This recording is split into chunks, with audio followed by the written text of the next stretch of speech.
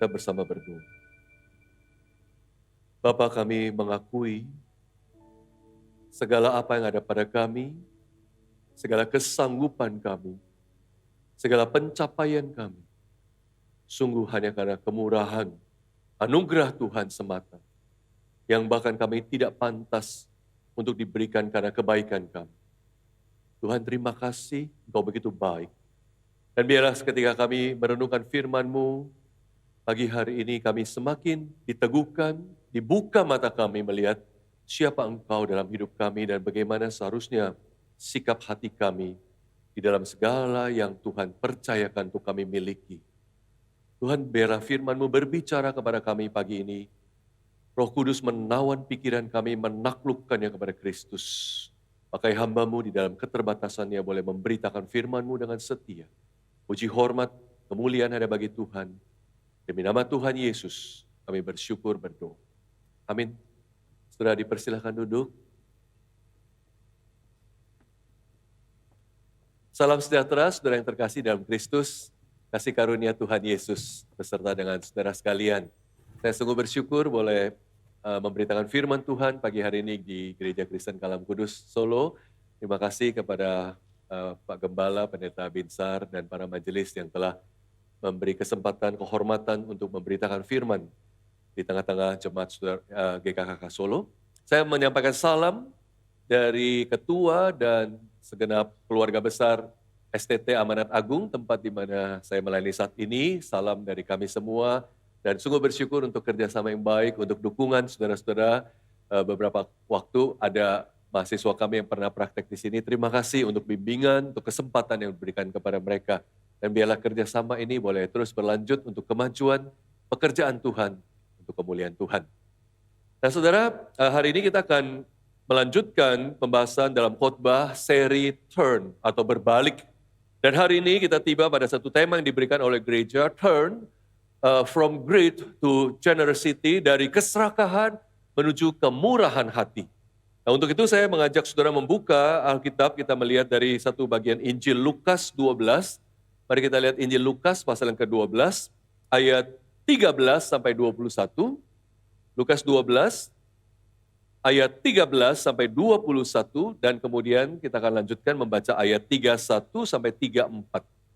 Jadi Lukas 12, ayat 13 sampai 21, dan kemudian ayat 31 sampai 34. Saya akan membacakan bagi Bapak Ibu Saudara. Demikian firman Tuhan, Injil Lukas 12, mulai ayat 13. Seorang dari orang banyak itu berkata kepada Yesus, "Guru, katakanlah kepada saudaraku supaya ia berbagi warisan dengan aku." Tetapi Yesus berkata kepadanya, "Saudara, siapakah yang telah mengangkat aku menjadi hakim atau pengantara atas kamu?" Katanya lagi kepada mereka, "Berjaga-jagalah dan waspadalah terhadap segala ketamakan. Sebab walaupun seorang berlimpah-limpah hartanya, hidupnya tidaklah bergantung kepada kekayaannya itu." Kemudian ia mengatakan kepada mereka suatu perumpamaan. Katanya, ada seorang kaya, tanahnya berlimpah-limpah hasilnya. Ia bertanya dalam hatinya, apakah yang harus aku perbuat? Sebab aku tidak mempunyai tempat di mana aku dapat menyimpan hasil tanahku. Lalu katanya, inilah yang akan aku perbuat. Aku akan merombak lumbung-lumbungku dan aku akan mendirikan yang lebih besar. Dan aku akan menyimpan di dalamnya segala gandum dan barang-barangku. Sesudah itu, aku akan berkata kepada jiwaku, jiwaku, ada padamu banyak barang, tertimbun untuk bertahun-tahun lamanya, beristirahatlah, makanlah, minumlah, dan bersenang-senanglah. Tetapi firman Allah kepadanya, hai engkau orang bodoh, pada malam ini juga jiwamu akan diambil daripadamu. Dan apa yang telah kau sediakan, untuk siapakah itu nanti? Demikianlah jadinya dengan orang yang mengumpulkan harta bagi dirinya sendiri, jikalau ia tidak kaya di hadapan Allah. Kita lanjutkan ayat 31. Tetapi carilah kerajaannya, maka semuanya itu akan ditambahkannya juga kepadamu. Janganlah takut hai kamu, kawanan kecil, karena Bapamu telah berkenan memberikan kamu kerajaan itu. Juallah segala milikmu dan berikanlah sedekah. Buatlah bagimu pundi-pundi yang tidak dapat menjadi tua, suatu harta di surga yang tidak akan habis, yang tidak dapat didekati pencuri dan yang tidak dirusakkan ngengat. Karena di mana hartamu berada, di situ juga hatimu berada. Demikian pembacaan firman Tuhan yang menjadi landasan pemberitaan firman pagi hari ini. Saudara, orang Singapura mempunyai istilah yang unik untuk merujuk kepada materialisme. Dikatakan oleh orang-orang Singapura bahwa mereka itu mengejar 5C atau dalam bahasa Inggrisnya 5C. Ya, sudah pernah dengar mungkin? Apa 5C itu atau 5C itu? Yang pertama cash, uang kontan. Mereka senang sekali cari uang. Yang kedua, C yang kedua, car, mobil. Sudah tahu di Singapura punya mobil itu mahal sekali dan hanya orang-orang yang kaya sekali yang bisa punya mobil. Cash, car yang kedua, dan yang ketiga apa? Credit card. Wow, orang berlomba-lomba mempunyai credit card dengan limit yang tinggi, kredit card yang premium, kredit card yang melambangkan gengsi yang luar biasa. Cash, car, credit card. Yang keempat, kondominium. Wah, saudara, harga kondominium itu apartemen mewah yang besar itu begitu mahalnya dan itu adalah lambang kesuksesan mereka. Kondominium. Dan yang kelima terakhir, C yang kelima, country club. Ya, mereka berlomba-lomba mengejar menjadi member, mempunyai membership dalam klub-klub sosial yang sangat bergengsi, yang harga member per tahunnya itu luar biasa. Dan saudara, bagi orang Singapura, 5C, 5Cs ini adalah lambang kesuksesan, lambang kemakmuran yang dikejar oleh banyak orang-orang Singapura. Nah saudara, dalam salah satu film produksi Singapura yang berjudul Singapore Dream, Mimpi Singapura. Nah situ ada satu adegan di mana salah satu aktornya mengulang tentang pentingnya 5Cs ini untuk orang-orang Singapura. Cash, car, credit card, kondominium, country club. Dan dia mengatakan itu dengan penuh semangat, kita harus mengejar ini semua. Tapi menariknya saudara, kemudian ada satu aktor lain dalam film itu yang menimpali dengan satu kalimat apa? Dia bilang, benar, tapi jangan lupa ada C, ada C yang keenam. Apa itu? Coffin, peti mati. Saudara, peti mati atau kematian. Manusia bisa memiliki 5C sebanyak-banyaknya. Manusia bisa mengumpulkan, menumpuk 5C sebesar-besarnya.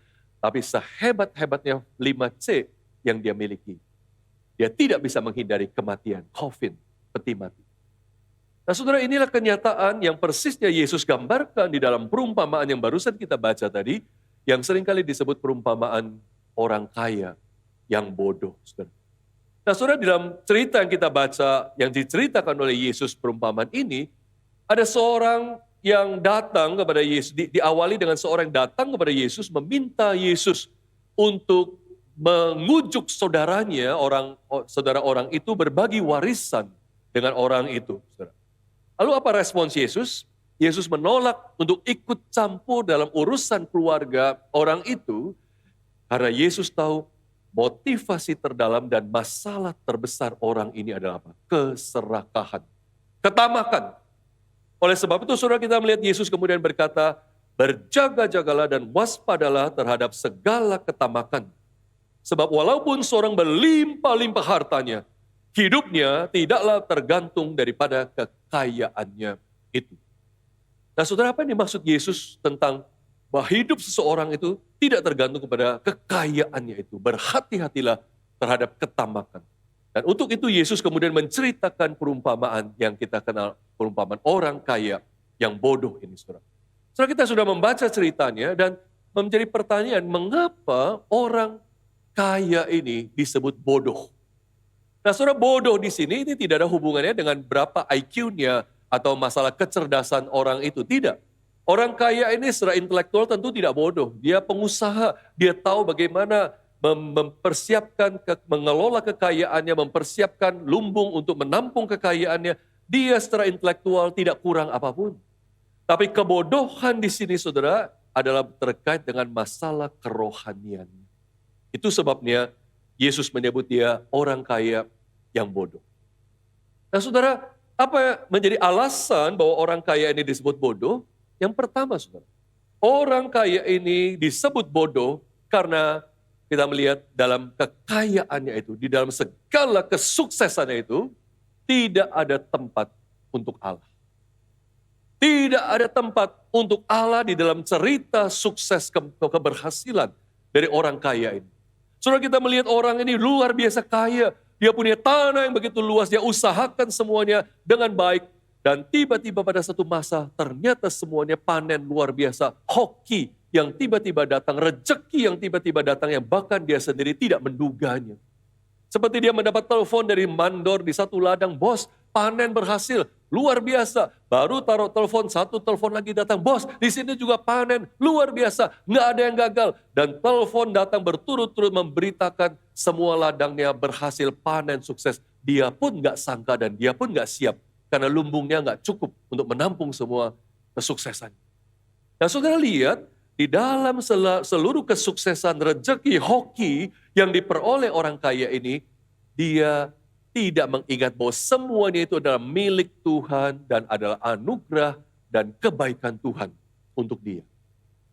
Saudara, kalau kita lihat orang Yahudi seharusnya selalu mengerti dan tahu bahwa segala sesuatu itu adalah milik Tuhan, dan kalau mereka miliki itu adalah anugerah dan kebaikan Tuhan. Kalau kita lihat dalam perjanjian lama, kita melihat kenapa Allah berhak menuntut persembahan dari umat Israel atas segala hasil tanah. Karena hasil tanah itu adalah milik Tuhan.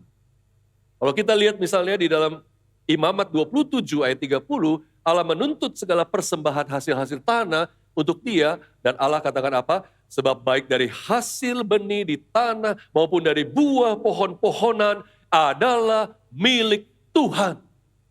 Milik Tuhan. Segala apa yang ada pada kita itu adalah milik Tuhan. Dan kalau kita mempunyai ini adalah karena kebaikan Tuhan memberikannya kepada kita dan memberi anugerah kepada kita. Tetapi saudara, di dalam cerita orang kaya ini, dia sama sekali tidak ada tempat bagi Allah untuk kesuksesannya. Di dalam cerita kesuksesannya. Orang kaya ini melihat seluruh kesuksesannya, seluruh rezeki dan hokinya itu sebagai apa? Miliknya. Dia punya.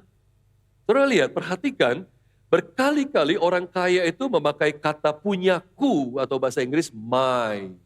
Saudara, dia berkata hasil tanahku, lumbung-lumbungku, gandumku, barang-barangku. Bahkan jiwanya yang dia tahu persis adalah dari Tuhan. Dia bilang apa? Jiwaku. Semua my. Gak ada cerita Tuhan di dalam keberhasilannya. Ditambah lagi kalau sudah baca betapa dia fokus pada aku dalam cerita ini. Kalau kita lihat dari ayat 17 sampai 19 ada lebih tidak kurang dari 6 kali dia bilang aku. Apa yang harus aku perbuat? Aku tidak mempunyai tempat di mana aku dapat menyimpan hasil tanahku. Inilah yang akan aku perbuat. Aku akan rombak lumbung-lumbungku. Dan aku akan mendirikan yang lebih besar. Aku akan menyimpan di dalamnya segala gandumku dan barang-barangku. Saudara lihat, orang itu begitu menyerap dirinya sendiri, self-absorbed. Dan dia melihat dialah yang mempunyai segala sesuatu dan dialah faktor kesuksesan yang dia peroleh. Allah sama sekali tidak ada di dalam perspektifnya. Allah sama sekali tidak ada di dalam narasi kesuksesan orang kaya ini. Maka saudara, kita melihat inilah kenapa orang kaya ini disebut orang kaya yang bodoh. Yang kedua saudara, mengapa orang kaya ini disebut orang kaya bodoh? Karena bukan hanya Allah tidak punya tempat di dalam cerita suksesnya, tapi juga bahkan sesamanya orang lain, tidak ada orang lain di dalam cerita sukses, di dalam perspektif orang ini. Tidak ada. Kita lihat ketika dia mendapat hasil panen yang berlimpah, pikirannya hanya satu. Di mana aku dapat menyimpan semua hasil ini? Di mana aku dapat mempersiapkan untuk diriku sendiri? Karena kita melihat setelah dia rencana membangun lumbung yang lebih besar, gudang yang lebih besar, kemudian dia siap untuk menikmati semuanya itu. Maka dia berkata, jiwaku, ada padamu begitu banyak harta tertimbun untuk bertahun-tahun lamanya, bergenerasi-generasi, turunan-turunan, itu nggak habis dimakan. Beristirahatlah, makanlah, minumlah, bersenang-senanglah. Dan itu semua siapa? Dirinya. Gak ada tempat buat orang lain. Nggak ada tempat buat sesamanya yang berkekurangan, yang membutuhkan, yang seharusnya dia bisa bagi kepada mereka.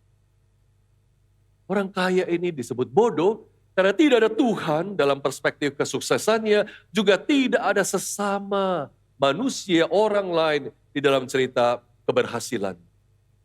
Tapi yang ketiga, yang paling fatal, orang kaya ini disebut bodoh karena, dan inilah ironisnya, bukan hanya Allah nggak ada, bukan hanya sesamanya nggak ada dalam kisahnya, tapi bahkan dirinya sendiri pun sebenarnya tidak ada di dalam cerita suksesnya itu. Tentu ini satu hal yang dia tidak pernah sadari sebelumnya. Saudara, orang kaya ini begitu terobsesi dengan kepentingan dirinya sendiri. Dia begitu sibuk mempersiapkan masa depannya karena dia mempunyai kesuksesan, kegemilangan, rezeki yang luar biasa. Dia begitu terokupasi pikirannya dengan bagaimana mengamankan masa depannya dengan segala pencapaian, dengan segala penghasilan yang luar biasa itu. Saudara, orang kaya ini bisa merencanakan untuk menyimpan hartanya baik-baik. Tapi dia tidak bisa menentukan kapan batas umurnya. Ini masalahnya. Dalam dunia orang kaya ini yang tidak ada Allah di dalamnya, tiba-tiba Allah muncul. Dan Allah menyatakan otoritasnya. Saudara, ketika orang kaya ini menegaskan independensinya, keterlepasannya dari Allah, di situ Allah menegaskan kedaulatannya. I am your God. Akulah Tuhan.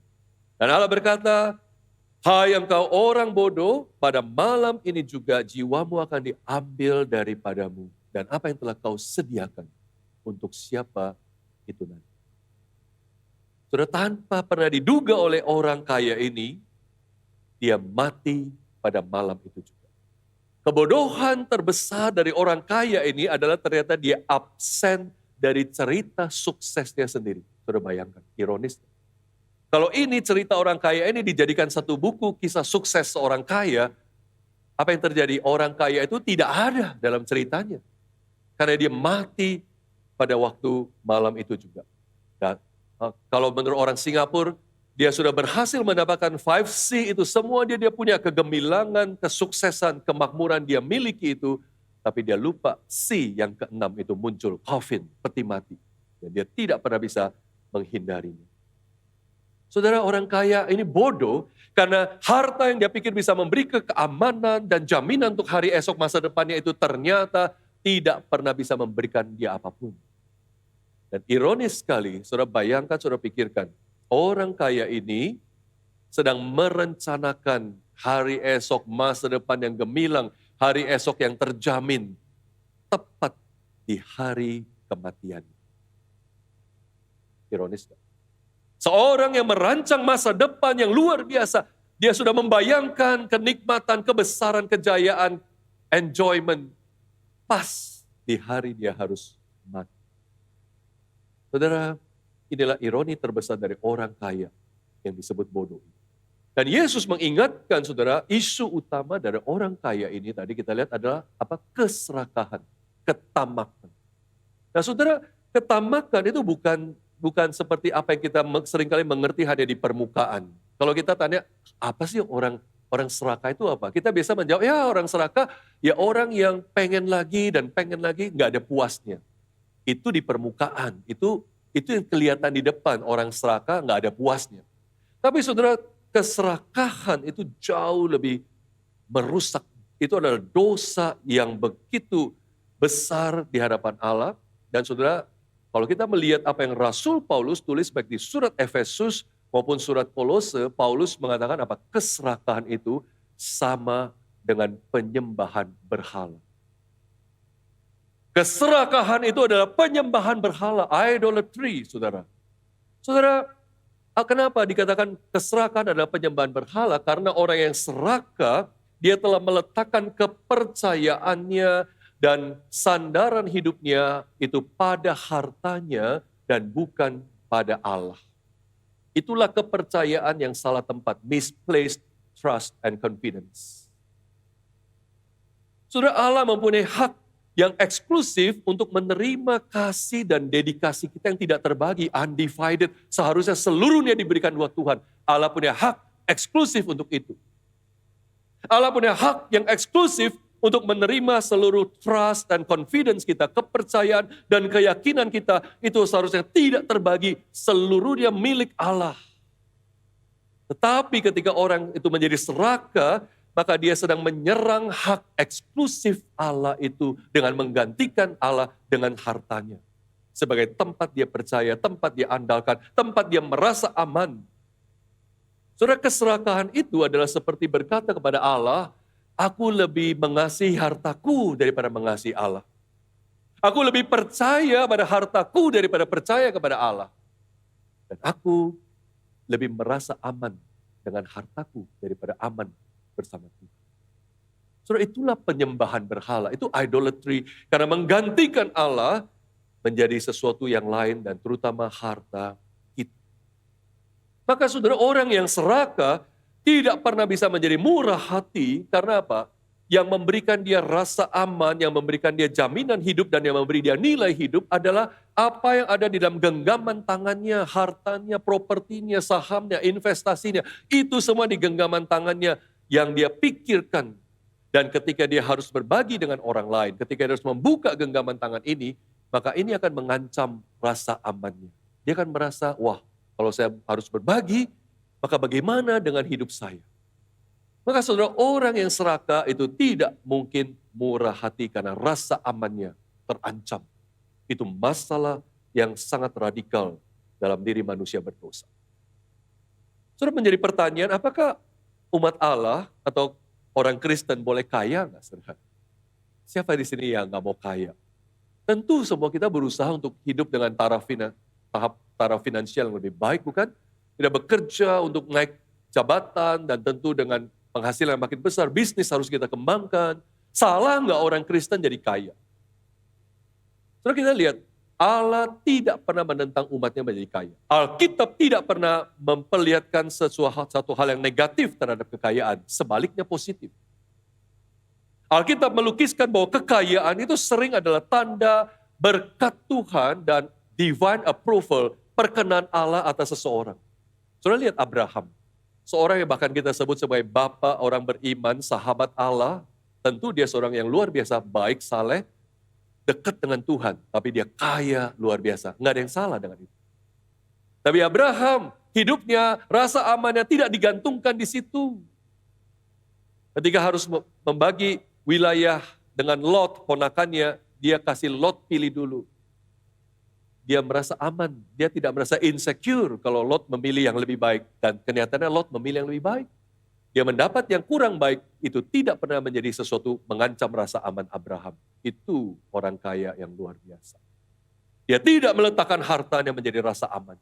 Ayub juga demikian, saudara, kita lihat dia seorang yang saleh, luar biasa, dikatakan dia begitu dekat dengan Allah, bahkan Allah pun mengkonfirmasi di hadapan iblis, lihat hambaku yang saleh Ayub.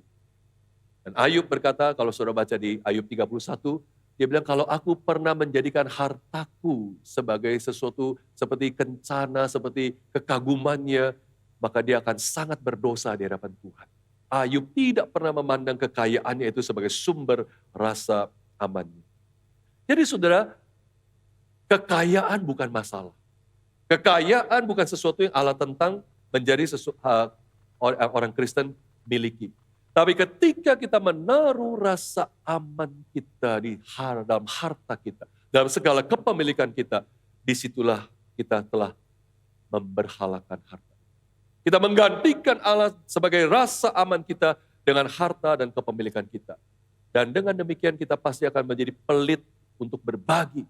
Kita pelit melihat orang lain susah, kita tutup mata. Melihat orang membutuhkan, kita tutup mata. Kita melihat gereja membutuhkan dukungan, persembahan, ada pekerjaan misi, pekerjaan Tuhan, kita tutup mata atau memberikan persembahan ala kadarnya.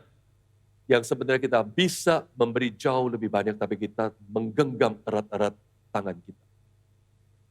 Itulah keserakahan. Nah saudara, perumpamaan yang Yesus ceritakan ini menjadi sebuah peringatan yang sangat relevan dengan kehidupan kita, termasuk murid-murid Kristus. Saudara, kita hidup di dalam budaya yang sangat materialistik. Hari ini kita melihat orang-orang mengejar harta itu begitu, maaf kalau saya pakai istilah gila-gilaan. Saudara. Benar-benar segala pikiran, ide, motivasi dicurahkan untuk mendapatkan harta sebanyak-banyaknya. Sekali lagi, tidak ada yang salah dengan mengumpulkan harta. Tapi masalahnya apakah kita menjadikan harta itu menjadi rasa aman kita. Tapi masalahnya saudara, budaya konsumerisme hari ini didorong oleh satu paham bahwa orang harus memiliki lebih banyak, lebih bagus, lebih mewah. Supaya orang memandang dia, supaya orang mengagumi dia, supaya nilainya naik, statusnya naik, kekaguman orang naik. Itu sebabnya saudara hari ini konsumerisme begitu kuat.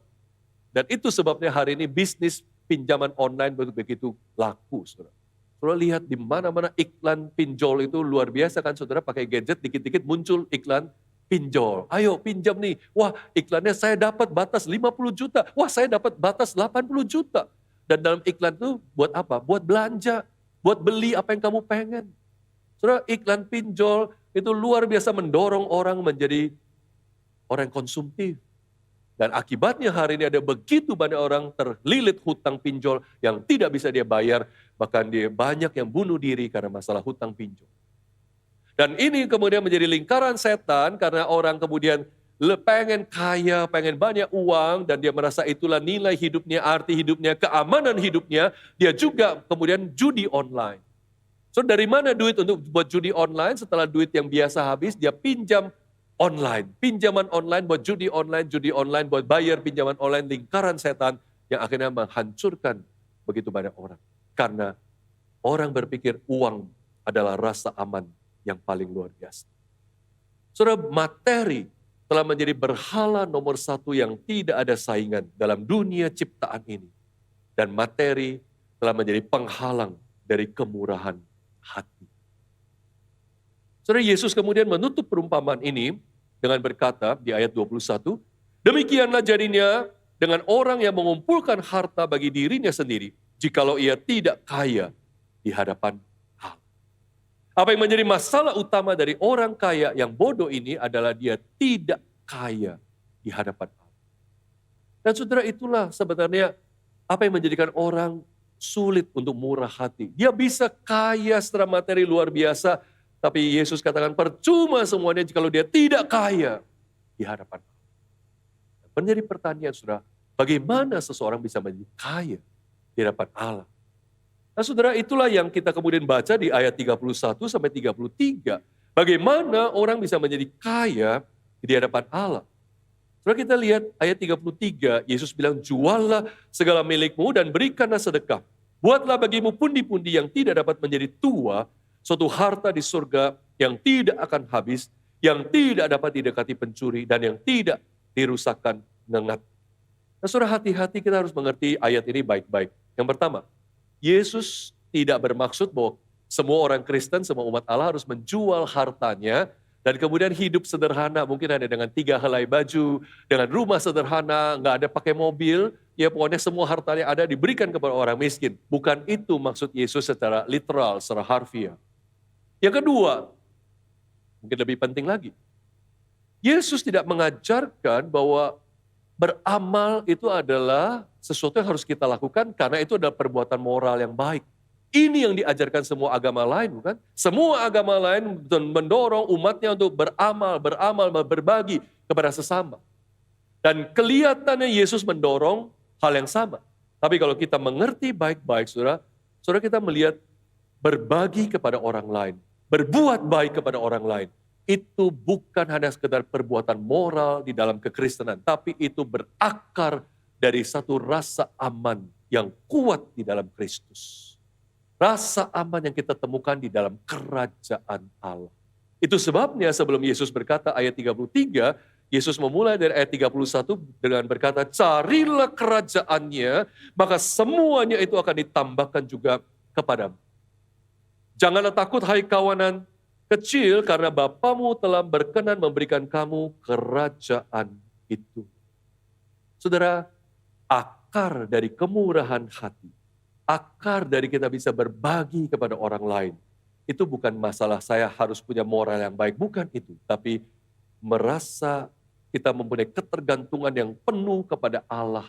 Dan yang Yesus gambarkan itu dengan apa? Mencari kerajaan. Hidup di dalam kerajaan. Dan Kabar baiknya, Yesus berkata, Bapamu telah berkenan memberikan kamu kerajaan itu. Saudara, inilah satu-satunya yang kita harus mengerti untuk merubah dari keserakahan menjadi kemurahan hati. Saudara, hidup dalam kerajaan Allah artinya kita hidup menundukkan diri kita pada otoritas Kristus Yesus sebagai rajanya, dan kita hidup mengikuti nilai-nilai yang Yesus ajarkan. Itu hidup dalam kerajaan Allah.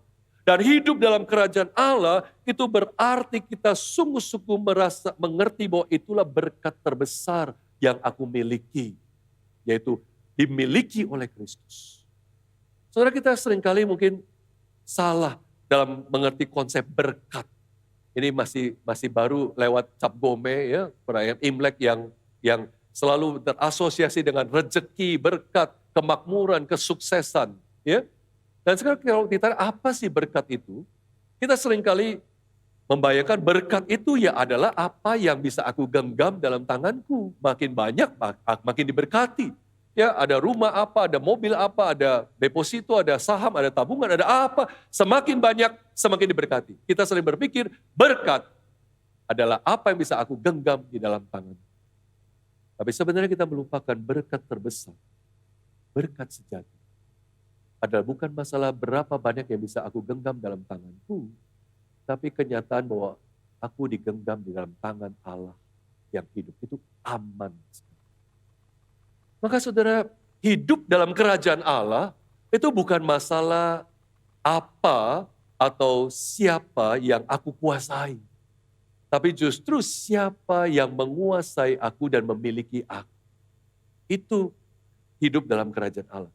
Dan kita menemukan kenyataan bahwa Yesus Kristus yang memiliki kita dan memegang tangan kita, menggenggam hidup kita, dan itu adalah rasa aman yang mutlak, yang paling berharga, yang di dalamnya kita benar-benar bisa membuka genggaman tangan kita dan memberikan kepada orang lain. Bermurah hati.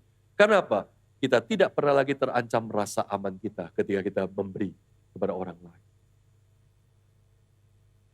Saudara, di dalam dunia dengan budaya yang dimana kita hidup dalam budaya apa? More for me, lebih banyak untuk aku. Gak gampang untuk kita melakukan share for others, berbagi untuk sesama. Kecuali kita mengerti anugerah Allah di dalam Kristus Yesus yang memberikan kita rasa aman yang begitu kuat, barulah kita bisa membuka tangan kita. Karena kita berdiri di dasar yang kokoh, maka apa yang kita genggam di tangan kita itu tidak lagi menjadi masalah. Di dalam Kristus kita tidak lagi punya alasan untuk tidak murah hati, karena kita sudah menemukan rasa aman kita yang sejati.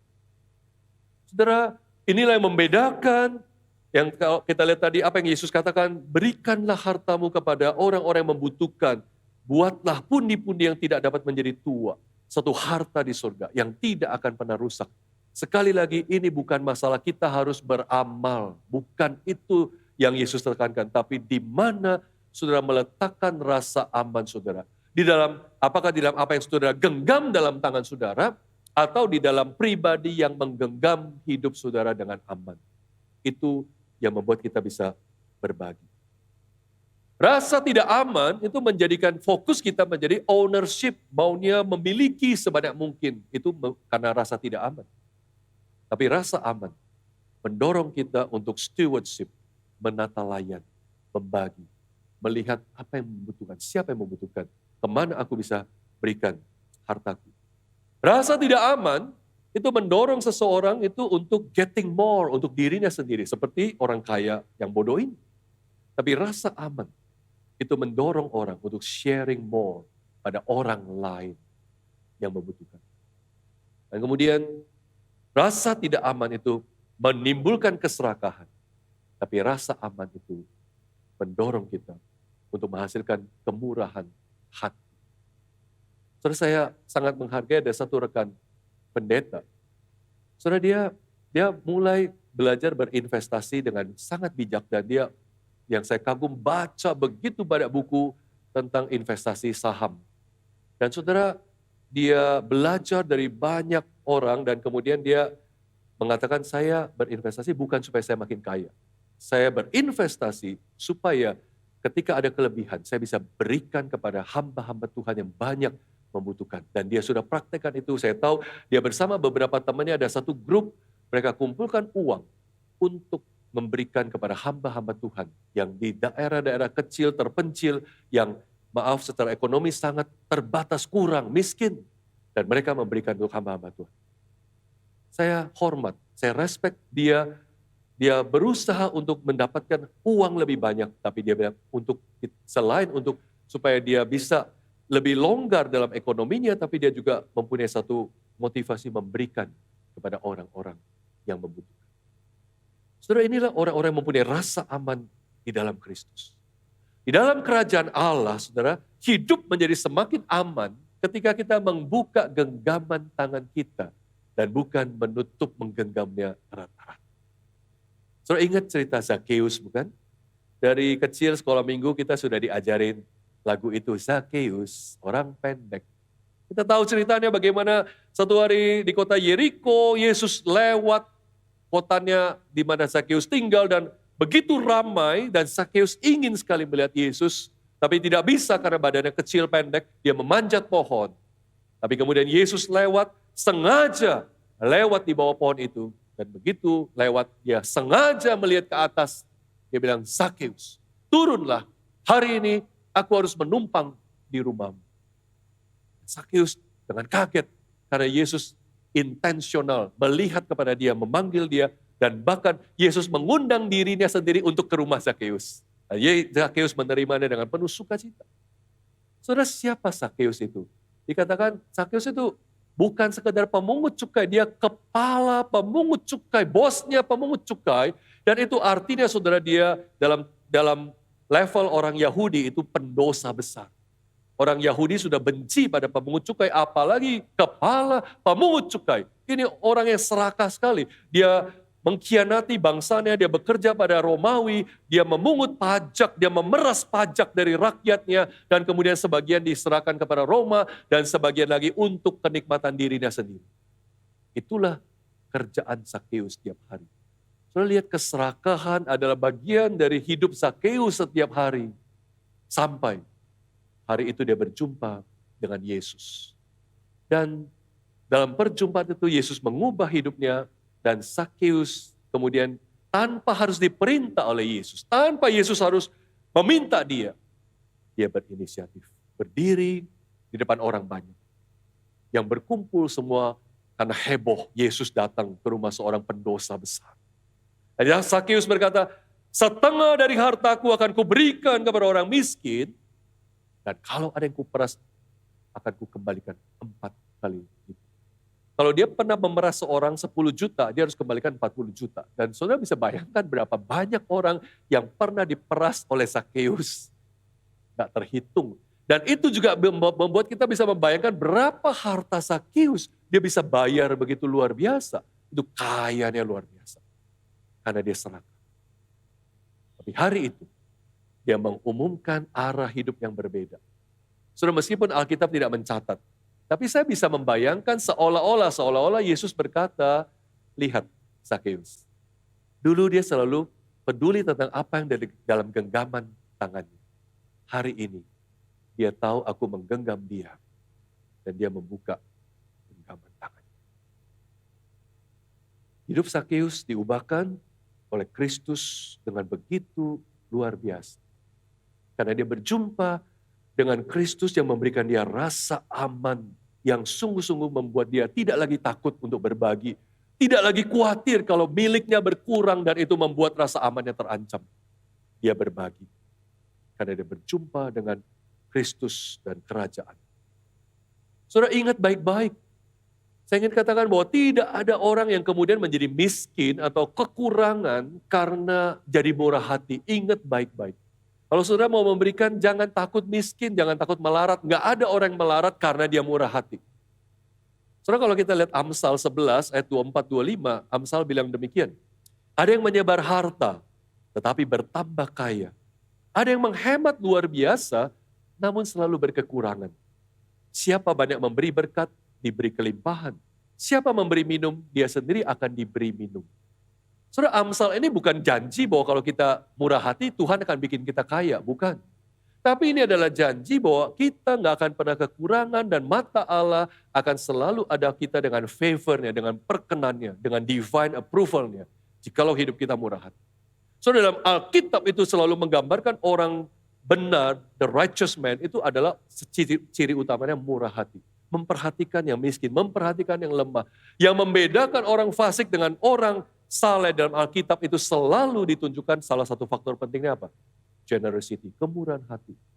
Dan itu bukan masalah tindakan moral seperti agama-agama lain, tapi itu adalah bagian dari hidup yang berakar dalam genggaman tangan Tuhan yang aman sekali. Saudara, apakah hari ini saudara begitu fokus, begitu sibuk, begitu terokupasi mengurus apa yang bisa saya tambahkan dalam genggaman tangan saya? Saudara, jangan lupa, hal yang paling penting adalah siapa yang memiliki saudara dan siapa yang menguasai hidup saudara. Itu jauh lebih penting. Ingatlah bahwa rasa aman yang sejati itu hanya ada di dalam Kristus Yesus dengan segala anugerah, dengan kekayaan dalam kerajaannya yang Yesus bilang Bapa telah berkenan memberikannya kepadamu. Kalau kita punya kerajaan yang begitu luar biasa, yang bertahan sampai kekekalan, maka saudara, kita benar-benar aman di dalam kerajaan. Kita benar-benar aman di dalam genggaman tangannya. Dan sampai bukan hanya akhir hidup di dunia, tapi sampai kekekalan. Tidak seorang pun dapat mengganggu gugat keamanan yang Kristus berikan kepada kita. Tidak ada hal apapun yang dapat menarik kembali keamanan yang telah Kristus karuniakan buat kita. Dan hanya kalau kita mengerti dan mengamini hal ini, maka hidup kita akan berubah dari keserakahan menuju kemurahan hati. Mari kita berdoa. Tuhan, kami bersyukur firman-Mu pagi hari ini. Tuhan, kalau ada di antara kami yang mungkin selama ini tidak sadar, tapi seperti orang kaya yang bodoh ini, selalu fokus pada apa yang harus ditambahkan, dikumpulkan dalam hidupnya, namun lupa sebenarnya kekayaan terbesar kami adalah karena kami milik Tuhan dan karena kami memiliki kerajaan Allah. Tuhan, ubahlah hati kami, Tuhan, yang merubah paradigma kami sehingga kami sungguh-sungguh mengalami kekayaan Kristus yang tidak terduga itu. Dan kami boleh menjadi orang-orang murah hati sebagai tanda orang benar. Terima kasih Bapa untuk firman-Mu. Meteraikanlah itu dalam hati kami semua. Puji hormat kemuliaan ada bagi Tuhan. Demi Kristus kami bersyukur berdoa. Amin. Saudara, marilah kita bangkit berdiri. Kita akan mengakhiri kebaktian ini dengan menyanyikan doksologi dan kemudian menerima berkat